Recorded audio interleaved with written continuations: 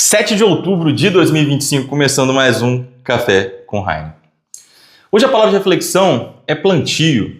Tudo que a gente planta, a gente colhe. Se você planta preguiça, dor, medo, é isso que você vai colher. Se por outro lado também você planta coragem, força, disciplina, amor, carinho, é isso que você colhe.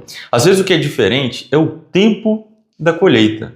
O plantio, depois da sua feitura, ele necessita o quê? Que nós venhamos a regar. É preciso que você regue cada uma das plantinhas, cada uma das sementes que ali você plantou.